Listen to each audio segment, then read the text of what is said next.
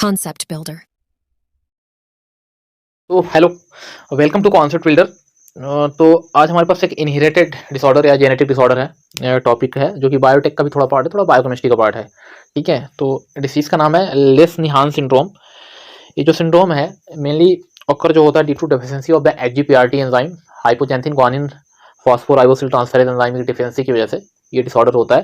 Basically ये जो एचजीपीआरटी enzyme होता है वो कहीं ना कहीं साल्वेज पाथवे का इंपॉर्टेंट एंजाइम होता है, और साल्वेज पाथवे से हम कहीं प्यूरिन का फॉर्मेशन करते हैं। प्यूरिन से हमको डीएनए आरएनए बनाना होता है। तो अगर इस एंजाइम की डिफिशिएंसी होती है तो ये पाथवे बिल्कुल होता नहीं, मतलब डिक्रीज हो जाता है प्यूरिन का, या बोल तो प्यूरिन का लेवल डिक्रीज होगा, फिर डीएनए आरएनए का फॉर्मेशन नहीं होता। ये सारी चीज़ें होती है। ठीक, और अब वहीं पे अगर हम बात करते हैं कि क्या लेस निहान सिंड्रोम का क्या होता है, तो बेसिकली ये डिसऑर्डर बेसिकली डिसऑर्डर जो होता है एक्स लिंक्ड रिसेसिव डिसऑर्डर होता है। एक्स लिंक्ड का क्या मतलब है, विच मीन्स मेनली जो ये अफेक्ट करता है तो मेन पॉपुलेशन को ज़्यादा अफेक्ट करता है कंपेरिजन टू वुमेन पॉपुलेशन। ठीक है, मेनली बोल सकते हो मेन पॉपुलेशन में ही ज़्यादातर होता है। ठीक है, और कैरेक्टरिस्टिक्स की बात करते हैं तो सेल्फ डिस्ट्रक्टिव बोल सकते हो आप इसको, क्योंकि इसका जो पेशेंट होता है, जिससे अफेक्टेड पर्सन होगा, वो खुद को ही नुकसान पहुंचाता है, मतलब सेल्फ हार्मफुल बोल सकते हो, खुद के लिए हार्मफुल होता है।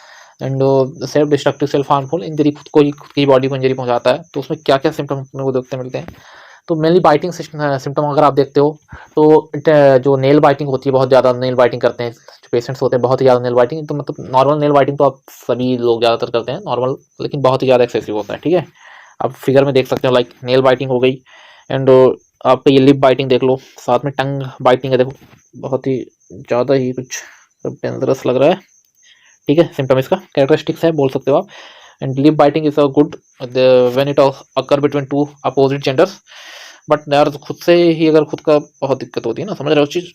चलो जोक्स अपार्ट, देखो एंड देन कुछ साइकेट्रिक सिम्टम्स भी होते हैं, क्योंकि जो ये एचजीपीआरटी एंजाइम है साल्वेज पाथवे होता है, कहीं कहीं आरबीसी और ब्रेन के लिए बहुत इंपॉर्टेंट होता है, इसलिए साइकेट्रिक सिम्टम्स आपको देखने के लिए मिल जाते हैं, लाइक डिस्टोनिया हो गई। ठीक, एंड और भी चीज़ें होती हैं। मेगालोब्लास्टिक एनीमिया, क्योंकि आरबीसी के लिए इंपॉर्टेंट होता है, तो कहीं ना कहीं एनीमिया भी कॉज करता है। ठीक, समवेयर सिम्टम देख लेते हैं, तो you can easily remember the symptom by mnemonic. अपने पास एचजीपीआरटी से निमोनिक है,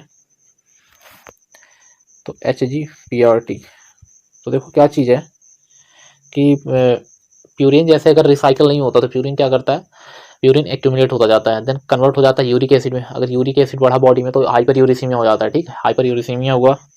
ठीक, देखो चीज़ हाइपर यूरिसीमिया हुआ, then hyper uricemia can be lead to gout, gout formation को, आर्थराइटिस हो गया। ठीक है, साथ में जो क्रिस्टल्स उसके यूरिक एसिड के क्रिस्टल जो जॉइंट में जैसे एक्यूमुलेट हुआ तो वहाँ पे गाउट हो गया। और यही अगर रेनल सिस्टम में किडनी में अपने एक्यूमुलेट होंगे तो वहाँ पे रेनल स्टोन के चांसेस हो गए, रेनल ऑब्स्ट्रक्शन के चांसेस बढ़ेंगे, तो रेनल डिसफंक्शन लीड करेगा।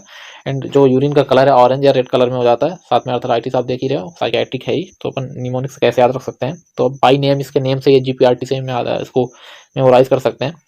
एचजी में हाइपर यूरिसीमिया है तो गाउट होगा, psychiatric illness P and renal dysfunction. Tone muscle means dystonia को बोल सकते हो आप, टोन मसल। ठीक है, एंड एनीमिया तो मैंने आपको बता दिया, एचजीपीआरटी एज होगा। ठीक है ना, तो एचजीपीआरटी और ये, और जीपेट पॉइंट ऑफ व्यू से आपको बता दूं या नाइपर के लिए, तो आपको सिर्फ एंजाइम का नाम याद रखो तो काम हो जाएगा कि लेस निहान सिंड्रोम किसके लिए, मतलब किस एंजाइम की डिफिशिएंसी से होता है, तो एचजीपीआरटी डिफिशिएंसी से होता है। बट मैंने क्लिनिकल कुछ सिम्टम्स को ऐड किए से आपकी अंडरस्टैंडिंग बेटर हो सके, चीज़ों को आप थोड़ा डीप में जाके पढ़ सको, क्योंकि आपके लिए इंपॉर्टेंट होता नहीं तो आप देखते हो नहीं, सिर्फ एंजाइम रखने से कुछ नहीं होता।